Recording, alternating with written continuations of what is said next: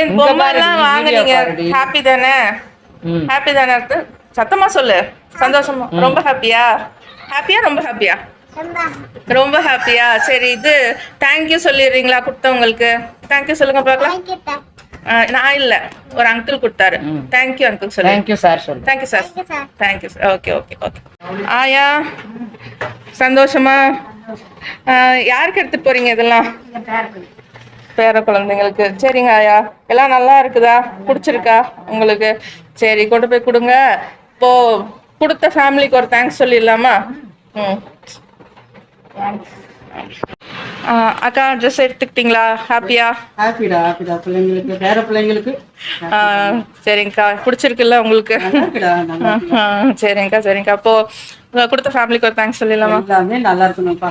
அவங்க நல்லா இருந்தா நம்ம நல்லா இருந்தா. தேங்க்ஸ் ராமா.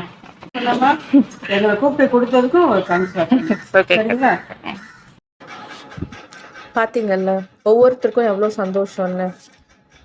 பொதுவாக ஒரு விஷயம் சொல்லுவாங்க, நம்ம சந்தோஷத்தை ஒருத்தங்கள்ட்ட பகிர்ந்துக்கிட்டா அது 2 மடங்காகும், அதே துக்கத்தை பகிர்ந்துக்கிட்டா நம்ம மனசு லேசாகும், அந்த துக்கம் குறையும்னு.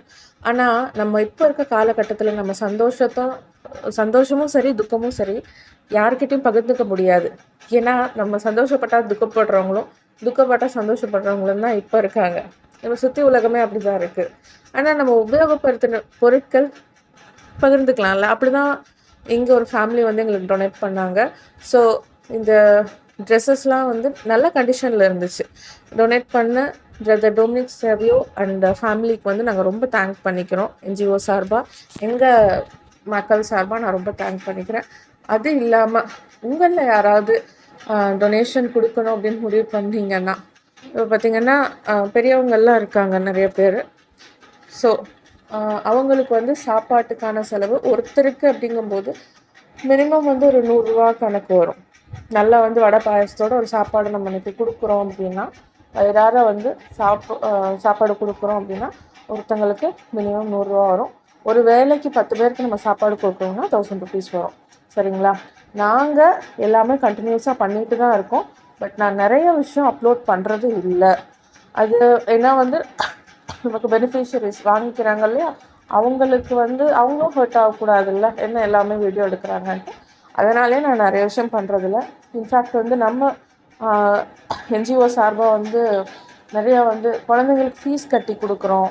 அதே போல் பார்த்திங்கன்னா அவங்களுக்கு தேவைப்படும் போதெல்லாம் வந்து ஏதாவது சின்ன சின்ன தேவைகள் வாங்கி கொடுத்துக்கிட்டே தான் இருக்கோம், செஞ்சுக்கிட்டே தான் இருக்கோம். ஸோ உங்களில் யாராவது ஹெல்ப் பண்ணணுன்னா எங்களோட கான்டாக்ட் இமெயில் ஐடி வந்து சேனலில் இருக்குது, கான்டாக்ட் நம்பர் தரேன். ஸோ மெசேஜ் பண்ணுங்கள், கண்டிப்பாக ஹெல்ப் பண்ணுங்கள். God bless you all.